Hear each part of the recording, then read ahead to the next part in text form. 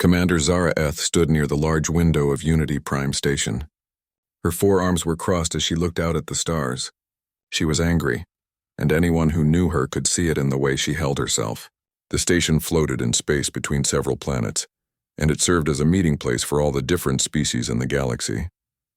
15 different alien races sent their people here to talk, trade, and work together. Zara Eth had been here for 3 months now, working as part of the security team. She was a Calvorian, and her people were famous across the galaxy as the best fighters. Calvorians were built for war. They had thick skin that was hard like armor. They had 4 arms instead of 2. Their muscles were dense and powerful, much stronger than most other species. They also had backup organs inside their bodies, which meant they could survive injuries that would kill others. For hundreds of years, the Calvorians had trained in combat. They had created fighting styles that no one else could match. Zara Eth herself had been fighting for 20 years, and she had never lost a single duel. Not one. That was why the humans confused her so much. The humans had only joined the Galactic Council 2 years ago. They were new, and yet they were already causing problems. Not the kind of problems that came from being aggressive or dangerous. No, the humans caused problems because they refused to quit. They were stubborn in a way that made no sense to Zara Eth. They were not the strongest species. They were not the fastest. They were not even the smartest when compared to some of the other races. But somehow they kept succeeding at things that should have been impossible for them. What really made Zara Eth angry was the human who worked on her security team. His name was Lieutenant Jake Morrison. The human male was ordinary by the standards of his own species. He was shorter than Zara Eth by quite a bit. He only had 2 arms, which seemed like a huge disadvantage. His skin was pale and looked like it would tear easily compared to her thick hide. But he walked around the station like he owned the place, full of confidence that he had not earned. What made it worse was that the other aliens on the station seemed to like him. They respected him. Zara Eth could not understand why.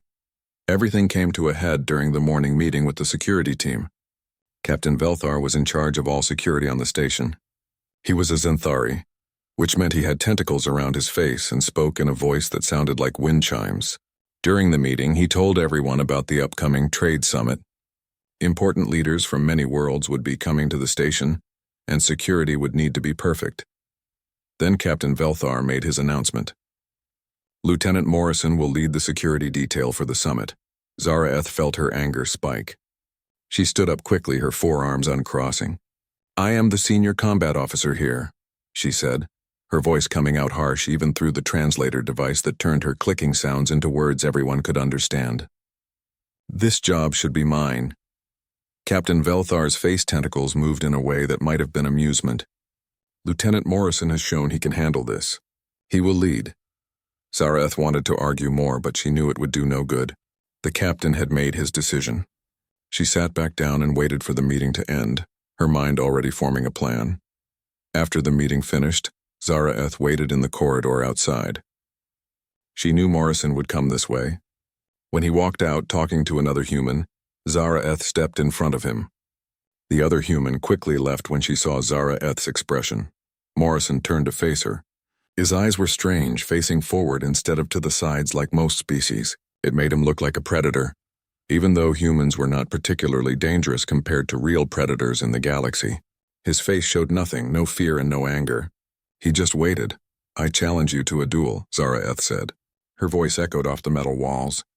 "We fight by council law. The fight continues until one of us gives up or cannot continue. If I win, I lead the summit security. If you win," she paused, the words hard to say, "I will accept that humans can be in charge of security." Morrison looked at her for a long time. His eyes did not blink. Zara Eth had heard that humans could stare for a long time without blinking, and it was unsettling to experience. Finally, he nodded slowly. "Okay, when?" "Tomorrow. When the day cycle starts. Training Arena 3. I will be there," Morrison said. Then he turned and walked away, his steps calm and even. Zara Eth watched him go. She felt strange, like something was wrong, but she could not figure out what. She had expected him to be scared, or to try to talk his way out of the fight. She had expected him to make excuses or to act tough. But he had done none of those things. He had simply agreed and walked away, like the duel was just another item on his schedule. By that evening, everyone on Unity Prime knew about the challenge. News traveled fast on a space station, and a duel between species was big news. Aliens from all 15 council races talked about it in the dining areas and the recreation spaces. Some thought Zara-Eth would win easily. Others were not so sure. The betting started within hours, with people wagering credits on the outcome. The odds were 5-1 in Zara-Eth's favor, which made her feel satisfied. At least people understood reality. In her quarters, Zara-Eth prepared for the fight. She went through her meditation routine, clearing her mind and focusing her thoughts. Then she practiced her combat moves. She struck at the air with all 4 arms, her movements smooth and fast. Each strike had the power to break bones. Each combination was designed to overwhelm an opponent from multiple angles. She had trained these moves since she was young, practicing them thousands of times until they were as natural as breathing. Calvorian fighting style was based on using all 4 arms together. While an opponent tried to defend against 1 or 2 attacks, the other arms would strike from different angles. It was nearly impossible to defend against when done correctly. Zara-Eth could hit with 3 times the force of a human. She could keep fighting for hours without getting tired. She was, by any measure, a perfect warrior. As she practiced, she thought about how the fight would go. Morrison would probably try to use speed since he could not match her strength. She would need to be careful not to let him dance around too much. She would cut off his movements, corner him, and then overwhelm him with a combination he could not defend. It would be quick. Maybe 3 minutes, maybe 5. Then it would be over, and the proper order would be restored. Across the station in his smaller quarters, Jake Morrison sat at his desk. He was watching videos on his computer screen. The videos showed Calvorian fighters in combat. He watched how they moved, how they struck, how they defended. His roommate, Corporal Lisa Hayes, stood in the doorway watching him. "You know this is crazy, right?" Lisa said. She had her arms crossed, looking worried. "She has twice your weight and 4 arms. Calvorians have beaten champions from 6 different species." "I know," Jake said. He did not look away from the screen. "So what is your plan? Because if you are just going to try hard and hope it works, I am going to be really disappointed." Jake finally looked up at her. He had a small smile on his face. "The plan is to remember what we are good at." "And what is that?" "Lasting a long time, adapting, thinking in different ways." He looked back at the screen. Calvorians are amazing fighters. Strong, fast, well-trained. But they fight with honor and tradition. They expect things to go certain ways. Lisa raised one eyebrow. "So you are going to fight dirty?" "I am going to fight smart," Jake said. "I will follow the rules, but I will not do what they expect." He spent the next several hours studying. He watched not just Calvorian fights, but human fights too. He watched boxers and wrestlers. He watched mixed martial arts fighters. He studied every time in human history when a smaller fighter had beaten a larger one. He looked at how they used leverage, which was using an opponent's weight against them. He looked at timing, which meant striking at exactly the right moment. He studied the simple physics of how bodies moved. At midnight, Lisa brought him food. "You should sleep. Soon," Jake said. But he kept studying for another hour, memorizing movements and planning strategies. In another part of the station, the other humans gathered together. Word had spread quickly through the human group about the duel. Most of them were worried. They knew what it would mean if Jake lost badly. It would make all humans look weak. The other species would think humans did not belong on the security force. But if Jake could lose with dignity, at least it would show courage. And if somehow he won, well, that would change everything. "He is not going to win," said Private Carl Jenkins. He shook his head. "I have seen Zara-Eth train. She is incredible." "Jake is smart, though," said Ensign Amy Foster. "He would not have said yes if he did not have some kind of plan." "Plans only help so much when someone who can lift a shuttle is trying to smash you," Carl said. The humans talked late into the night. They were worried, but they were loyal. Win or lose, Jake was one of them. They would support him no matter what happened. In her quarters, Zara-Eth finished her meditation and went to sleep. She dreamed of victory, of proving that Calvorians were superior, of restoring proper order. Tomorrow she would show everyone what real strength looked like. In his quarters, Jake finally turned off his computer. He lay down but did not sleep right away. Heatho. Training Arena 3 was crowded when the day cycle began. The circular fighting floor sat in the middle of the room, surrounded by multiple levels of seating that rose up like steps. Every seat was full. Aliens from all 15 council species had come to watch. Some had tentacles, some had scales, some had fur, and some had skin like humans. But they all wanted to see the same thing. They wanted to see if the human could survive against a Calvorian warrior. The arena had a special gravity field that was set to council standard.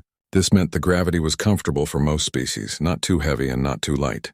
Medical teams waited at the edges of the arena. They had equipment ready to treat injuries. Everyone hoped the injuries would not be too serious, but with a Calvorian fighting, you never knew. Zara entered first through the main gate. She wore special wrappings on her body that left all 4 of her arms free to move. The wrappings were traditional Calvorian combat gear, passed down through generations of warriors. She walked to the center of the arena with her head high. The Calvorian section of the crowd made clicking sounds with their mandibles, which was how they cheered. Most of the other aliens were quiet, showing respect. Zareth looked powerful and confident, every bit the champion she was. Jake Morrison entered from the opposite gate. He wore simple human military clothes, nothing fancy or traditional. The human section of the crowd erupted with cheers and shouts of encouragement. But there were not many humans on the station, maybe 30 total, so their voices were overwhelmed by the much larger crowd. Jake's face was calm as he walked to meet Zara in the center. Inside, his heart was beating fast, but his expression showed nothing. Captain Velthar moved to stand between them. His voice was amplified so everyone in the arena could hear. This is a formal challenge under council law. The fight continues until one person gives up or cannot continue fighting. The medical teams will decide if someone cannot continue. You cannot kill your opponent. If you break this rule, you will be arrested and charged with a crime. His tentacles pointed at each fighter. Do you both understand these rules? I understand, Zareth said. Her 4 arms flexed, muscles rippling under her thick skin. Understood, Jake said. Then begin. Velthar moved quickly out of the way. Zareth immediately walked forward. She was taller than Jake and her arms were longer, which meant she could hit him while staying out of his reach. She attacked with a classic Calvorian combination. 2 arms struck high at his head and shoulders while her lower 2 arms swept low, trying to knock his legs out from under him. It was an opening move that had defeated countless opponents. Jake did not try to block the strikes. He did not try to hit back. He just moved backward and to the side, letting her fists pass through empty air where he had been a moment before. Zareth adjusted her position and pressed forward. She launched another combination of strikes. Again, Jake moved back, his movements small and precise. He was not wasting energy on big movements. The crowd started to murmur. Some of the Calvorians made clicking sounds that expressed disapproval. This looked like cowardice to them. A warrior should stand and fight, not run away. Zareth felt anger flash through her. Stand and fight, human, she shouted. But Jake just kept moving. He circled around her, always staying just outside the reach of her 4 arms. His eyes never left her. He watched how she moved, how she breathed, where she put her weight when she prepared to strike. Zareth launched herself forward with more speed and power. She was determined to corner him against the arena wall. She threw a rapid series of strikes, all 4 arms moving so fast they blurred. One punch caught Jake's shoulder. It was not a clean hit, just a glancing blow. But it would have broken bones if it had landed directly. Jake rolled with the impact, using the force to spin away and create more distance between them. 5 minutes passed. Then 10. Zareth was landing occasional hits, but nothing that did serious damage. Jake had not been hit cleanly even once. But he also had not thrown a single punch or kick. He had not tried to attack at all. The crowd grew restless. Some aliens started shouting, "Is the human going to fight or just run?" Someone yelled, "This is boring." Another voice called out. Zareth's breathing was still steady. Calvorians had incredible stamina and could fight for hours without getting tired. But she was beginning to feel something she had never felt in a fight before. Frustration. She had never fought someone who completely refused to engage. Every other opponent had tried to trade blows with her to match her strength. But this human just kept moving, kept evading, kept staying out of reach. She pressed harder. She moved faster. She tried to predict where he would go and cut off his escape routes. She used feints, pretending to strike one way and then attacking another. But Jake seemed to read her intentions. He was always moving just before her strikes arrived, always finding space to retreat into. Jake's breathing was heavier now. Sweat dripped down his face. His shoulder hurt where she had hit him, and he could feel other bruises forming where her strikes had grazed him. But his eyes remained focused. His mind was calm. He was counting her strikes in his head. He was memorizing her patterns. He was watching for the tiny movements she made before each attack. The way her upper right shoulder dipped slightly before that arm struck. The way her weight shifted to her back leg before she swept with her front legs. Every fighter had tells, small unconscious movements that gave away their intentions. Jake was learning hers, and he was waiting for the right moment. 15 minutes became 20. Zarath had been in many fights, but none had lasted this long without a clear winner. She was still strong, still fast, but her arms were starting to feel heavy. She had thrown hundreds of strikes, and almost all of them had hit nothing but air. This was not how fights were supposed to go. In the crowd, the other humans were tense. Lisa Hayes sat with her hands clenched together. "Come on, Jake," she whispered. "Whatever you are planning, do it soon." Carl Jenkins shook his head. "He is just delaying the inevitable. She is going to catch him eventually." But Amy Foster was watching more carefully. "Look at her breathing," she said quietly. "She's getting tired. Jake is making her work for every strike. He is wearing her down." Carl looked closer and realized Amy was right. Zarath was still powerful, but her movements were slightly slower than they had been at the start. Her breathing was heavier. Meanwhile, Jake looked tired but steady. His pace had not changed. "Persistence hunting," Amy said. "It is what humans used to do on Earth. We would chase animals for hours and hours until they collapsed from exhaustion. We were never the fastest, but we could keep going longer than anything else." In the arena, Jake continued his pattern. Move back, circle, evade, watch. He was not just avoiding her attacks randomly. He was learning her rhythm, her timing, her preferences. He noticed that she favored her upper arms for power strikes. He noticed that after certain combinations, she had a brief moment where she reset her stance. He noticed that her lower left arm was slightly slower than the others. These were small things, but they were important.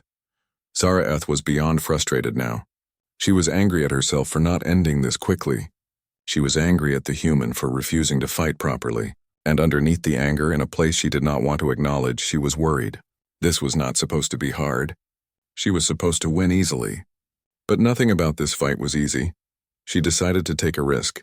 She would commit fully to one massive combination, using all four arms in a sequence designed to leave no escape. It was aggressive and left her slightly unbalanced, but it had never failed to overwhelm an opponent. She launched the attack. All four arms struck in rapid succession, high and low, left and right, creating a wall of force that should have been impossible to evade. Jake had nowhere to go. The arena wall was behind him. Her strikes covered every angle. But Jake did something that shocked everyone watching. Instead of trying to retreat, he stepped forward. He moved inside her reach where her long arms lost most of their power. Her strikes, calculated for an opponent further away, hit him but without their full force. Jake ducked under her upper arms and moved to her side. And for the first time in the fight, he attacked. He kicked hard at the back of her forward knee. The joint bent the same way a human knee bent, and his kick had precise targeting and timing. Zarath's leg buckled. She stumbled forward, trying to catch herself with her arms.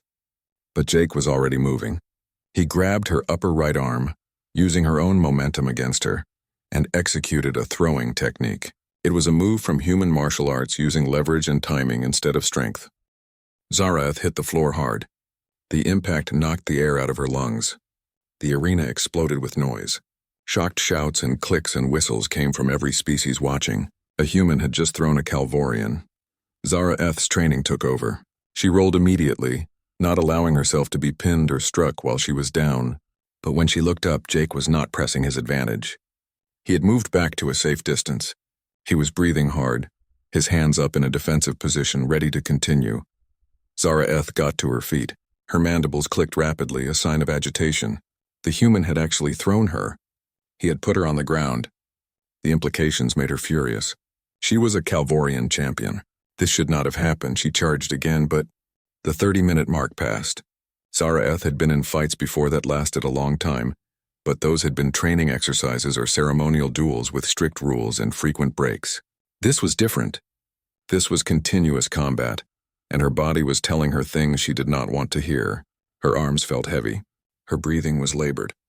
The knee that Jake had targeted multiple times was starting to hurt with each step. Jake looked exhausted too. His face was red and covered in sweat. Bruises were forming on his arms and ribs where her strikes had connected. His movements were slower than they had been at the start, but he was still moving, still evading, still countering when he saw an opening, and his eyes were still focused and alert. Zara-Eth threw another combination, but it was weaker than before. Jake blocked one strike, evaded another, and countered with a quick punch to her ribs. It did not hurt much through her thick skin, but it was another point scored. Another small victory for the human. The crowd had changed their tune. At the start, they had expected a quick Calvorian victory. Now they were watching something unexpected. The humans in the crowd were on their feet, cheering every time Jake landed a hit or avoided a strike. Even the other species were becoming invested in the fight. Some were cheering for Zara-Eth, but others were starting to cheer for Jake. The underdog was winning them over. "That human has heart," said a Zenthari in the crowd to his companion. "He has more than heart," replied his friend, a scaled Draxian. "He has strategy. Look how he targets the same spots repeatedly. He is breaking her down piece by piece." In the Calvorian section, there was uncomfortable silence. This was not supposed to happen. Calvorians were supposed to dominate combat. They had built their entire culture around being the best warriors. Watching one of their champions struggle against a human was deeply unsettling. Zara-Eth launched another attack, trying to use her superior strength to overwhelm Jake. She managed to land a solid hit to his side. Jake grunted in pain and stumbled back. Zara-Eth pressed forward, sensing victory. She threw a combination at his head, but Jake was not as hurt as he appeared. The stumble was partially controlled. He used it to create an angle, and when Zara-Eth overextended her upper arms reaching for him, he ducked under and struck at her knee again. This time the kick landed perfectly on the joint. Zara-Eth felt something give in her knee. Not a break, but something was damaged. Pain shot through her leg. She took a step back, trying to put weight on the leg. It held, but barely. The knee was compromised. Jake had been systematically attacking it throughout the fight, and now it was failing. She tried to hide the injury, but Jake saw it immediately. His eyes tracked her movement, noting the slight limp, the way she favored her other leg. Zara-Eth felt fear for the first time in the fight. She was injured. Her stamina was fading, and the human was still dangerous. She needed to end this now before she lost completely. She gathered her remaining strength and launched a desperate attack. All four arms struck at once, abandoning technique for raw power. If even one of these strikes landed cleanly, it would end the fight. Jake saw the attack coming. It was reckless, emotional. Zara-Eth was fighting with anger and fear now instead of discipline. He waited until the last possible moment, then dropped low, letting her strikes pass over him. He swept her good leg out from under her. With her injured knee unable to support her sudden shift in weight, Zara-Eth fell hard. This time she fell on her front, her four arms sprawled out. She tried to push herself up immediately, but her injured knee would not support her weight. She got her upper body off the ground using her arms, but standing up properly was another matter. Jake moved back to a safe distance and waited. He was breathing hard, his whole body aching. But he was standing. Captain Velthar moved closer, his tentacles waving with concern. "Commander Zara-Eth, can you continue?" Zara-Eth tried again to stand. She got one leg under her, but when she tried to put weight on the injured knee, it buckled completely. She fell back down to her hands and knees. She had 3 good limbs, but that was not enough to fight effectively. Not against an opponent who was still mobile and alert. She looked up at Jake. The human was bruised and exhausted. He was clearly in pain, but he was standing upright, his hands still up in a defensive position, ready to continue if she somehow managed to get up. She expected to see triumph in his eyes, or mockery, or cruelty. Instead, she saw only respect and readiness. He was not enjoying her defeat. He was simply prepared to do what was necessary. That look made Zara-Eth understand something profound. This was what human strength looked like. It was not about being the biggest or the strongest or the fastest. It was about refusing to give up. It was about taking damage and continuing forward. It was about thinking instead of just fighting. And perhaps most importantly, it was about having the discipline to show mercy when victory was certain. The words were difficult to say. She had never said them before in her entire life. "I yield." The arena erupted. The sound was deafening. The human section exploded with cheers and screams of joy. Other species joined in, their various sounds of celebration creating a cacophony that echoed through the space. The Calvorian section sat in shocked silence, unable to process what they had just witnessed. Medical teams rushed onto the arena floor. Jake walked over to Zareth, moving stiffly because of his injuries. He extended his hand down to her. Zareth looked at the offered hand for a moment. It was a human gesture offering help. She reached up with her upper right hand and grasped his wrist in the Calvorian way of showing respect. Jake gripped her wrist in return and helped pull her up. He let her lean on him as the medical team arrived to support her weight. "You fought with honor," Zareth said. Her translator turned her clicks and whistles into words. "I underestimated you. I underestimated your entire species. You are an incredible fighter," Jake said honestly. His voice was strained from exhaustion. "If this fight had lasted 30 seconds instead of 30 minutes, I would not have had a chance. But we humans, we are stubborn. It is kind of what we do." The medical team carefully examined both fighters. Zareth had a damaged knee ligament that would need treatment. She also had bruising on her arms and ribs. Jake had a cracked rib, multiple bruises, and his shoulder was badly swollen where she had hit him early in the fight. But nothing was life-threatening. Both fighters would recover fully. As the medical team worked, Jake looked up at the crowd. He found the human section and gave them a tired smile and a small wave. They went wild, chanting his name. Lisa Hayes had tears in her eyes. Amy Foster was hugging Carl Jenkins, who looked stunned. The other humans were celebrating like their species had just won a war. In a way, they had. Not a war of violence, but a war of perception. Humans had been seen as the weak newcomers, the species that did not quite belong among the powerful races of the galaxy. Jake's victory changed that. It showed that humans had their own kind of strength. They might not be able to match a Calvorian in raw power, but they had other advantages. Endurance, adaptability, intelligence, determination. These were not flashy traits, but they were effective. Word of the duel spread beyond Unity Prime within hours. Ships carried the news to different planets. Communication networks buzzed with discussions. The fight was recorded and the video was analyzed by military experts across the galaxy. Combat instructors from a dozen species studied Jake's tactics. What they saw fascinated them. The human had not tried to match Calvorian's strength. That would have been foolish. Instead, he had used mobility and patience. He had studied his opponent and targeted weaknesses. He had used leverage and technique instead of power. He had turned a 30-minute fight into an endurance contest, which played to human advantages. And he had done all of this while following the rules and fighting with honor. On the Calvorian homeworld, the Warrior Council received news of the duel. There was initial disbelief, then anger, then thoughtful consideration. The eldest warriors watched the recording multiple times. They saw things that the average viewer missed. They saw how the human had studied Zareth's patterns. They saw how he had systematically targeted the same joint repeatedly. They saw how he had conserved energy while forcing her to expend hers. "This human fights like a hunter, not a warrior," said one council member. "Is there a difference?" asked another. "He won. That is what matters." "He won through persistence and intelligence," said the eldest warrior. "These are not traits we have valued highly in our combat doctrine.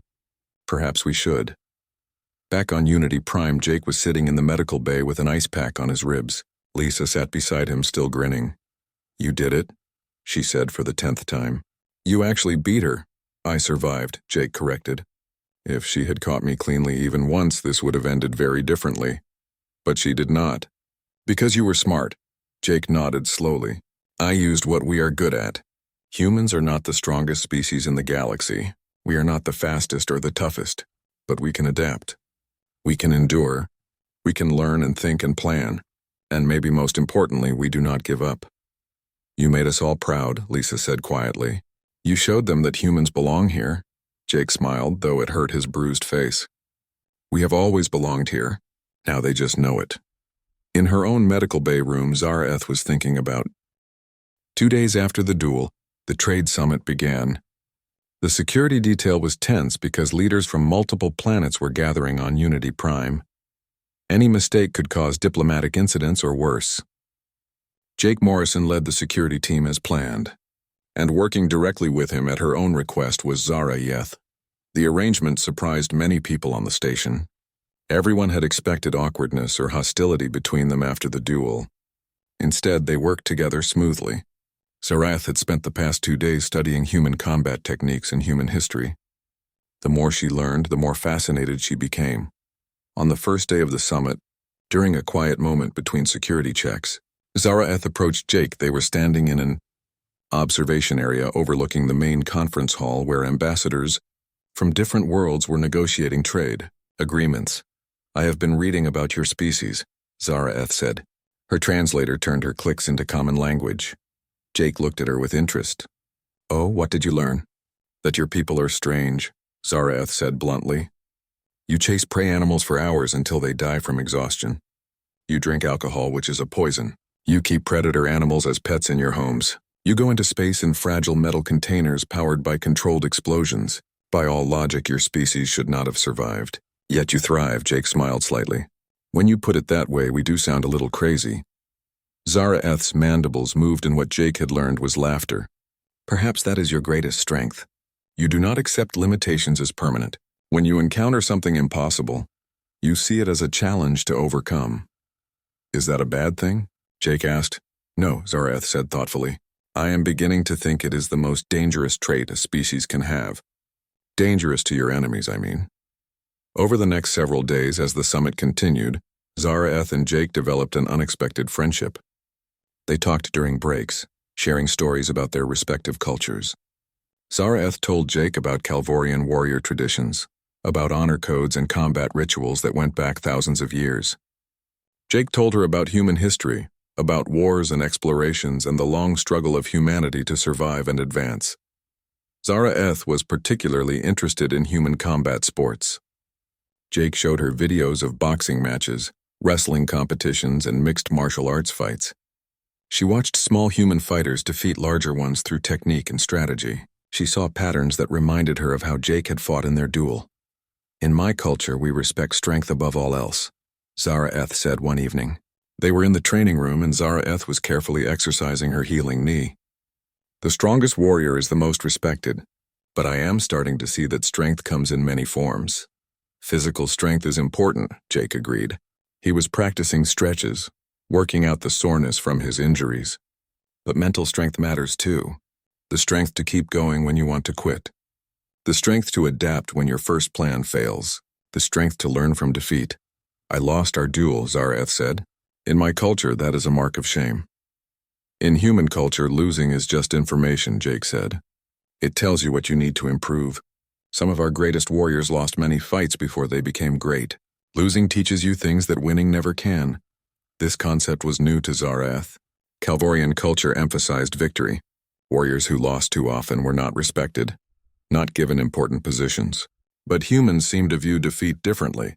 It was not the end of a warrior's career, just a setback to learn from. "Will you teach me human fighting techniques?" Zara-Eth asked suddenly. Jake looked surprised.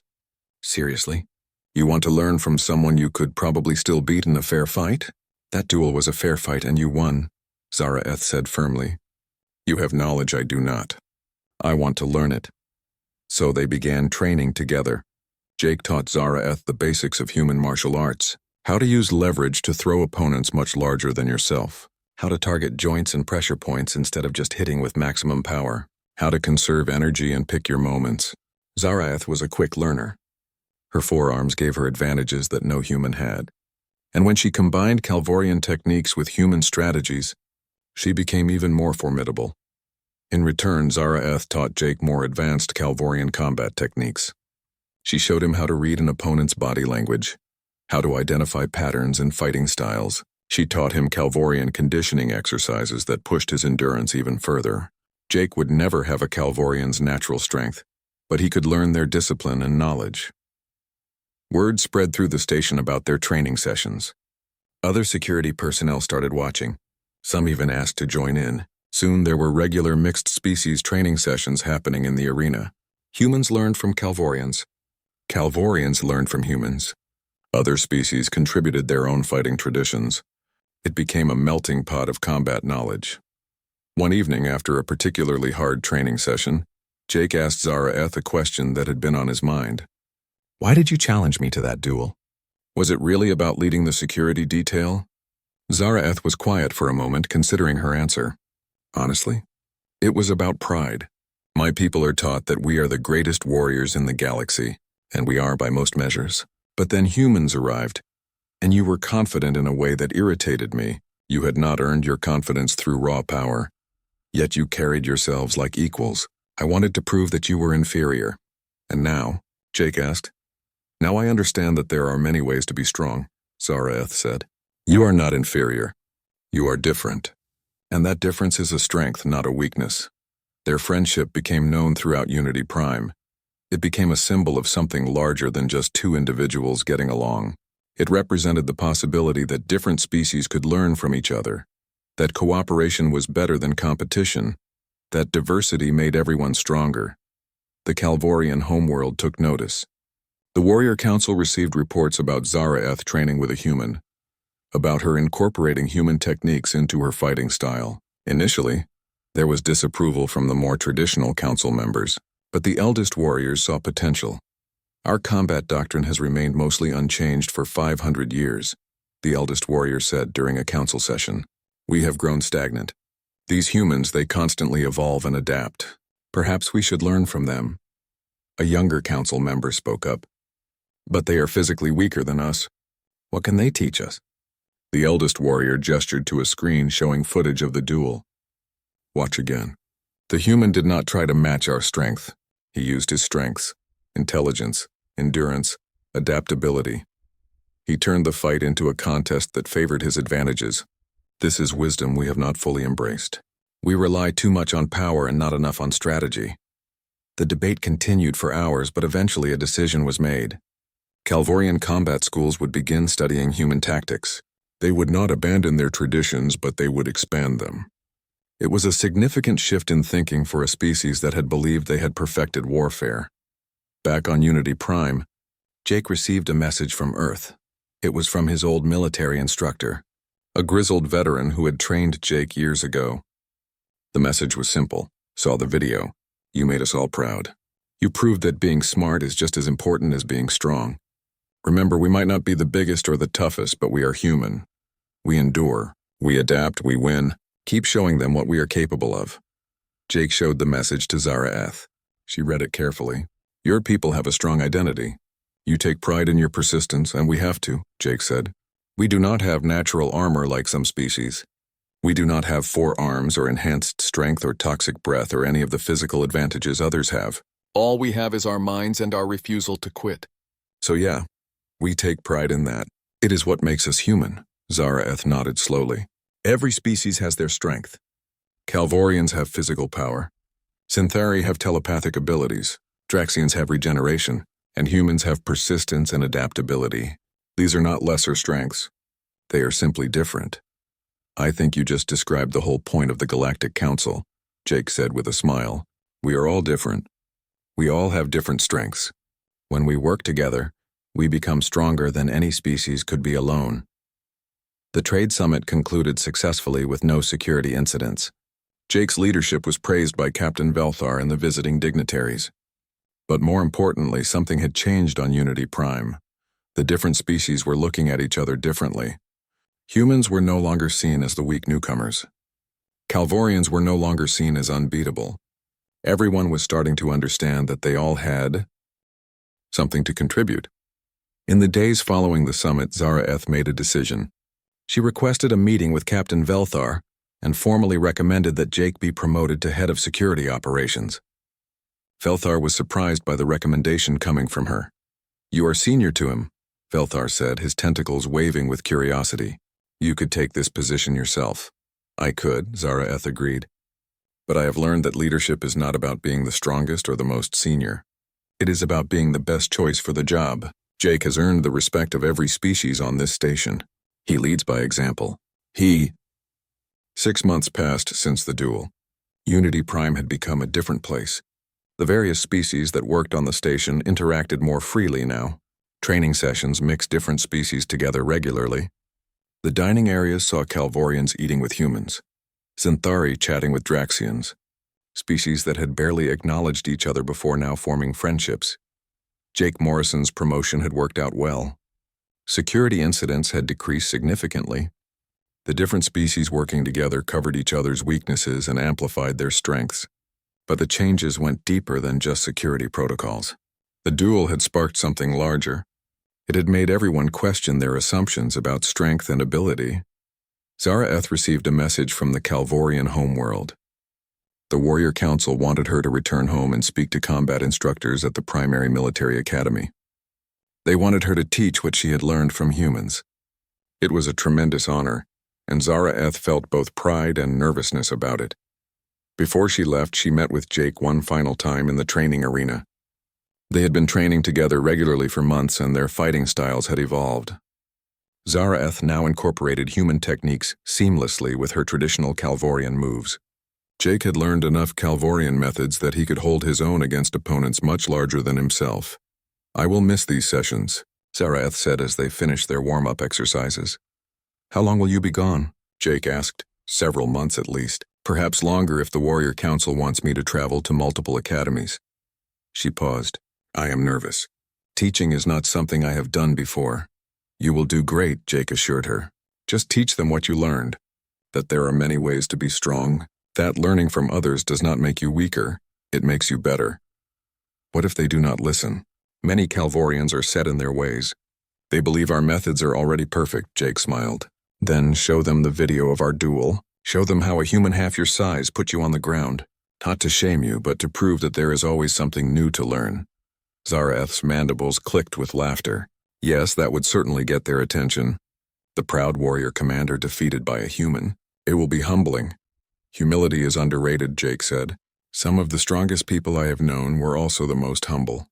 They knew their abilities, but they also knew their limits. That awareness made them better. They sparred for another hour, pushing each other, learning from each other. When they finished, they were both breathing hard and covered in sweat.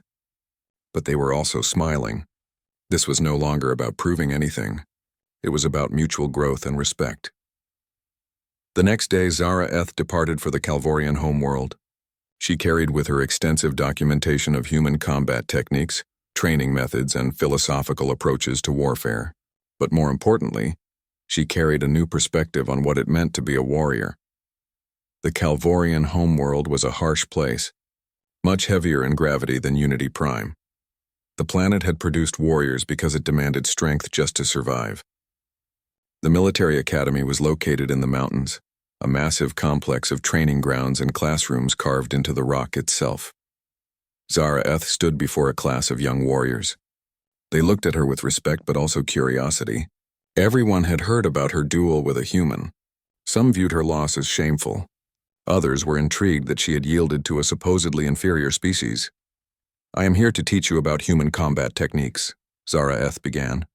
"But more than that, I am here to teach you about a different kind of strength." She played the video of her duel with Jake. The young warriors watched in silence. Some seemed shocked when she hit the ground. Others leaned forward with interest when they saw Jake's techniques. When the video ended, Zara spoke. "I lost this fight. By our traditional measures, that makes me a failure. But I learned more from losing this fight than I learned from winning hundreds of others. Let me tell you what I learned." She spent hours explaining human tactics. She demonstrated how leverage could overcome superior strength. She showed them how targeting specific joints repeatedly could disable a much stronger opponent.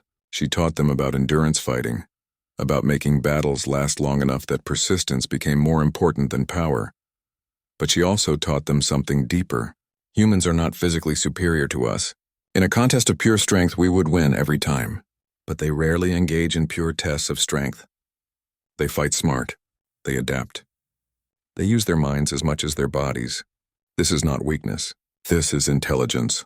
One young warrior raised his hand. "But Commander, we are taught that raw power is what matters in combat, that the strongest warrior wins." "I was taught the same thing," Zara replied, "and I believed it completely, until a human proved me wrong. The strongest warrior does not always win. The smartest warrior wins. The warrior who can adapt and endure wins. The warrior who learns from others wins." The class continued for weeks.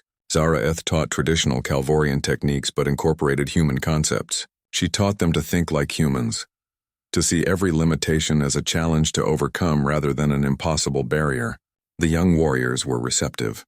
They had grown up hearing stories about the invincible Calvorian military, but they also lived in a galaxy where Calvorians were just one species among many.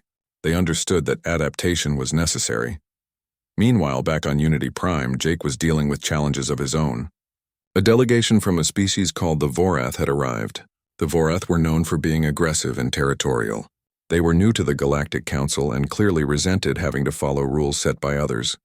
The Vorath delegation leader was named Krath. He was massive even by Vorath standards. Standing nearly 3 meters tall with thick scales and powerful limbs, he made it clear from the start that he did not respect Unity Prime's security protocols. "We do not need human guards watching us," Krath said dismissively when Jake tried to brief him on security procedures. "Humans are weak. You have no business telling superior species what to do." Jake remained calm.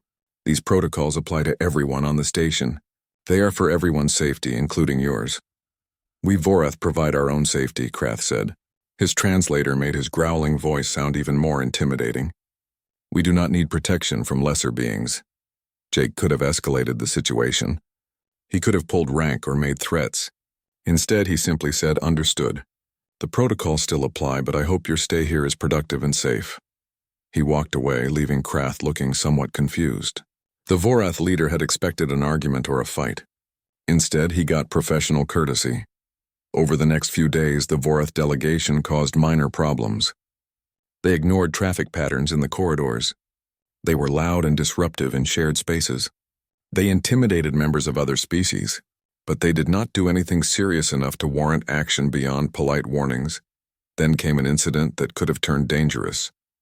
2 Vorath guards got into a physical confrontation with a group of Draxian merchants in one of the market areas. The situation was escalating quickly when Jake arrived with his security team. The Vorath were clearly the aggressors, but they were also much larger and more dangerous than the Draxians. Jake positioned his team to protect the merchants while he approached the Vorath guards. "This stops now," Jake said firmly. His voice was not loud, but it carried authority. One of the Vorath guards turned to him. "Stay out of this, human. This does not concern you." "Assault on this station concerns me," Jake replied. "You can stop voluntarily or you can be stopped." "Your choice," the Vorath guard laughed. "You think you can stop me? You are half my size." "Size is not everything," Jake said calmly. "I learned that from a Calvorian warrior who thought the same thing. She learned otherwise. You can too if you insist." The Vorath guard moved toward Jake aggressively. Jake did not back down. His team was ready, but he raised a hand to tell them to wait. The guard reached for Jake, intending to grab him and throw him aside. What happened next was fast. Jake used a technique Zaraeth had taught him.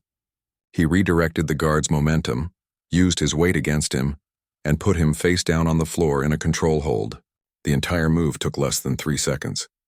The second Vorath guard started to intervene, but other members of Jake's security team moved in.